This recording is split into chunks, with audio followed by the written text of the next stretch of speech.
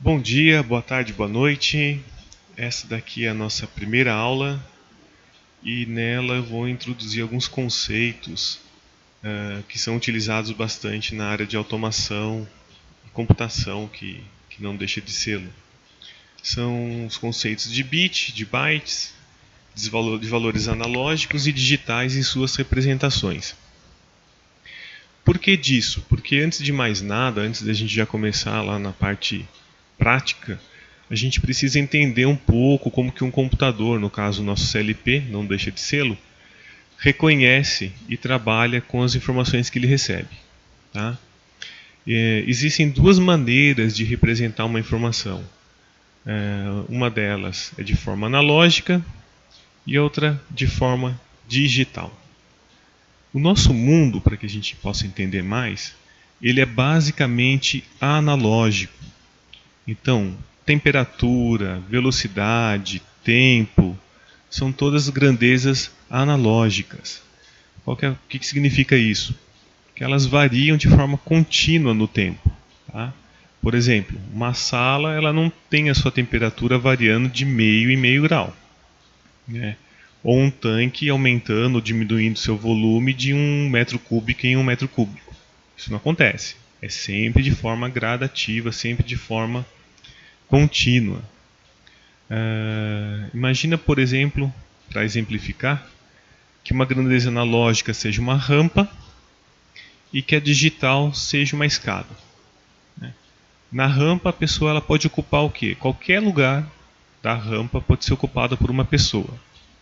Já no caso de uma escada, ela tem lugares fixos que podem ser ocupados. Então ela salta de um para outro. Eu tirei aqui uma explicação do site do Hardware que eu acho que dá para ajudar no entendimento. Ele diz assim, que uma música gravada numa fita cassete ou num disco de vinil é de forma analógica. Ela é codificada numa forma de uma grande onda de sinais magnéticos que pode assumir, olha só, número ilimitado de frequências. Então é como eu falei, na escada, pode assumir qualquer posição. O problema de usar essa representação, pessoal, é que qualquer interferência pode causar distorções nesse som. Então, imagina se os computadores trabalhassem com dados analógicos. Certamente eles seriam muito passíveis de erros, pois qualquer interferência, por mínimo que fosse, ela causaria alterações nos dados processados e, consequentemente, nos resultados. Tá? O sistema digital, por sua vez, ele permite armazenar qualquer informação na forma de uma sequência de valores positivos e negativos. Esses valores positivos e negativos, pessoal, é o 1 e o 0. Tá? Então, uma sequência no sistema digital, ela sempre vai ter valores ou 1 ou 0. Por exemplo, o número 181, aqui em decimal. Como que eu consigo representá-lo digitalmente? Está aqui, essa sequência 10, 11, 01, 01 é a representação digital do 181. A gente vai ver que o nome que eu dou para essa representação é representação binária. Tá? Binária, sistema binário, porque eu só tenho dois dígitos, o dígito 1 e o dígito 0. Assim, pessoal, qualquer tipo de dado, seja ele um texto, uma imagem, um vídeo, um programa, qualquer coisa que eu queira que seja processada e armazenada, tanto no CLP, no caso, no computador, vai ser uma grande sequência de uns e zeros. Tudo bem? E por que o 1 e o 0 deixa o computador mais confiável, vamos dizer assim? É o que ele comenta aqui, que é justamente o uso desse sistema digital que deixa os CLPs confiáveis. Pois a possibilidade do valor 1 ser alterado para o 0, que é o oposto dela, é muito pequena. Tá? E lidando com apenas dois valores diferentes, a velocidade de processamento se torna maior, porque há uma simplicidade nos cálculos. Como eu comentei, é o sistema binário que é utilizado para representar esses valores digitais. e são eles que são processados pelo CLP. Tudo bem? Bom, mas como que um valor binário vai representar um valor decimal? Quer dizer, como eu tendo o valor 181 em decimal, eu vou conseguir chegar no valor binário, né? Como que eu vou saber a ordem, a sequência de zeros e uns que representa um valor em decimal? Bom, a regra é bem simples. A gente vai fazer o seguinte: nós vamos pegar o valor, no caso aqui 181, e vou dividir por 2. Na sequência, eu vou pegar o quociente dessa divisão e vou dividir novamente por 2. E vou fazendo isso, pessoal, até que termine, né? Reste não, até que termine o quociente com o valor 1. Depois de baixo para cima, eu vou escrevendo na sequência o último quociente e o resto das divisões anteriores. Pronto.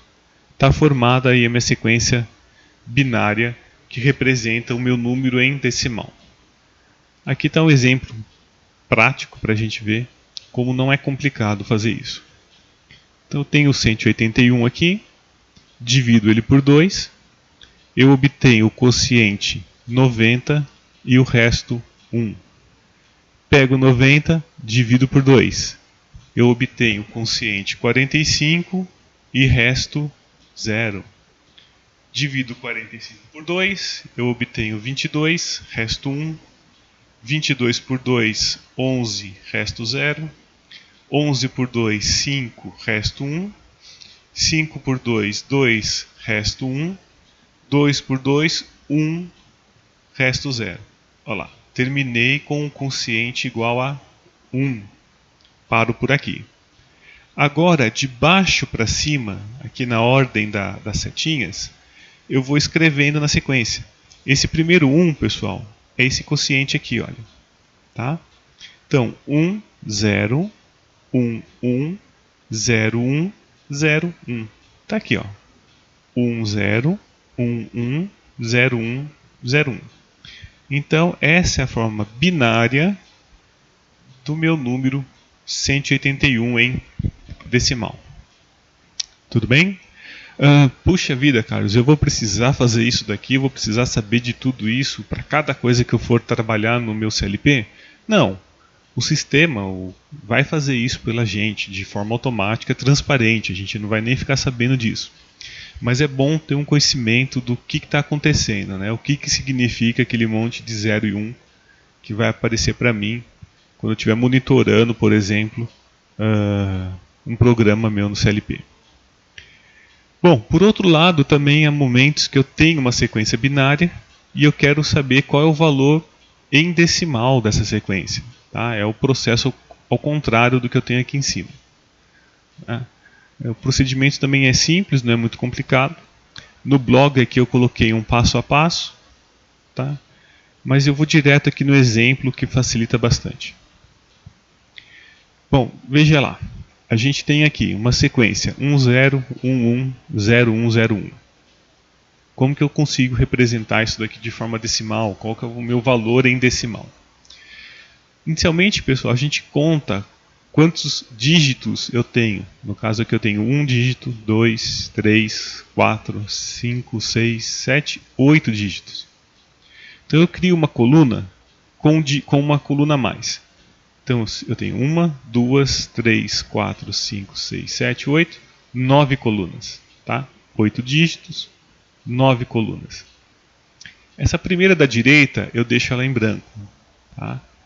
E eu começo aqui na primeira linha, olha, nessa primeira linha, colocando as potências de 2. Sempre começando com 2 a 0. Então 2 a 0, 2 a primeira, 2 ao quadrado, 2 ao cubo, 2 à quarta e assim por diante. No caso aqui eu termino em 2 a 7. Na linha de baixo eu coloco o valor decimal dessa minha potência. 2 a 0 é 1, 2 a primeira é 2, 2 ao quadrado, né, que é 2 vezes 2 é 4, 2 ao cubo, que é 2 vezes 2 vezes 2 é 8, e assim por diante, até aqui o meu 128. O próximo passo, pessoal, eu pulo uma linha aqui só para não ficar tudo muito grudado, tá? O próximo passo é eu escrever essa sequência, tá? Da direita para a esquerda. Começando aqui nesse 2 a 0, nessa coluninha do 2 a 0. 1, é esse 1 aqui, tá? 1, 0, 1, 0, 1, 1, 0, 1. Esse último 1 aqui que está na 2 a 7, pessoal, é esse 1 aqui. Tá? Esse primeiro aqui. Tudo bem? Legal. Agora é simples. Onde eu tenho 1 nessa minha linha, eu vou pegar exatamente esse número que está aqui em cima e vou trazer para baixo. Tá? Onde tem 0, eu simplesmente vou colocar 0. Então olha só.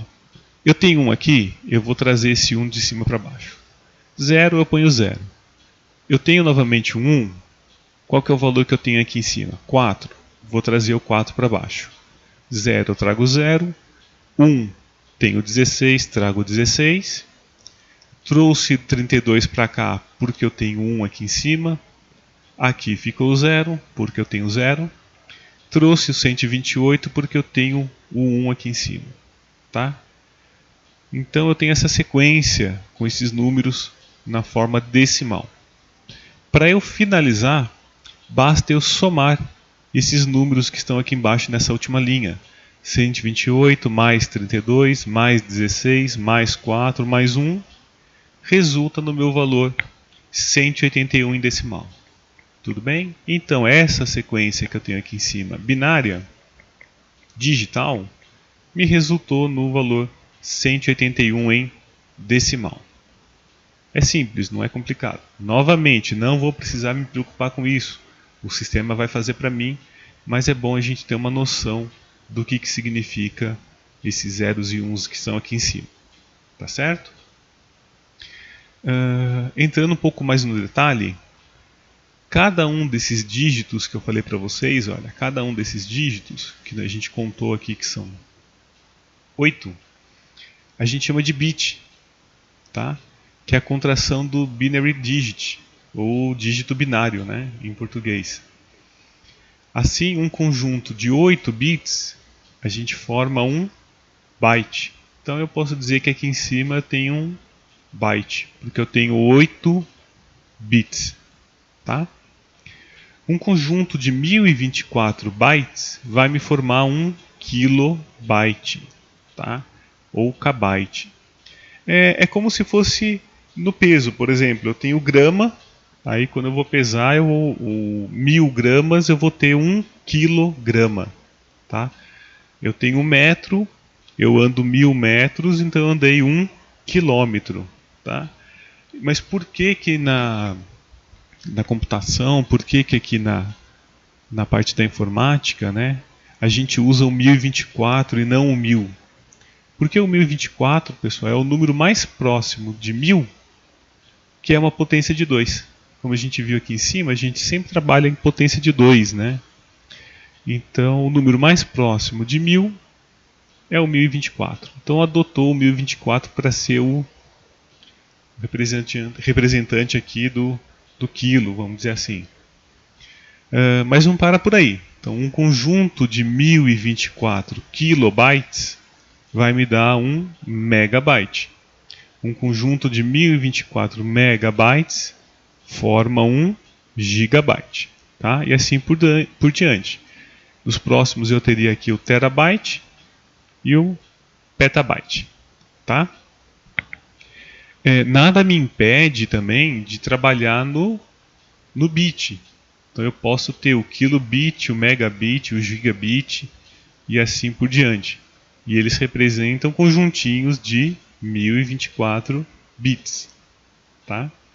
Lembrando que um byte corresponde a 8 bits. Então, se eu tenho 1 megabyte, eu vou ter, no caso, 8 megabits. Tá? E assim por diante. Aqui eu tenho um resuminho para facilitar. Um bit ele pode assumir o valor 1 ou o valor 0. Por isso que é binário. Um byte ele é um conjuntinho de 8 bits. 1 kilobyte, 1024 bytes ou 8.192 bits. 1 megabyte, 1024 kilobytes, 1.048.576 bytes, ou tudo isso aqui de bits. 1 gigabyte, 1024 megabytes, e assim por diante. Tá? Também é bom a gente ressaltar uma coisa. Na hora de abreviar existe uma diferença grande, tá? Quando eu estou falando de kilobyte, megabyte e assim por diante, eu vou representar KB, MB com um B maiúsculo, tá? B maiúsculo para dizer que eu estou trabalhando em bytes. Quando eu estiver falando de kbits, megabits e assim por diante, eu vou usar o B em minúsculo. Então, KB minúsculo, MB minúsculo. E assim por diante. Tudo bem? Essa foi a nossa primeira aula. Conceito básico aqui de bits e bytes e suas representações. Tá? Espero que você tenha gostado. Qualquer dúvida, deixe um comentário aqui para mim. E sugestão também. E até a próxima. Muito obrigado.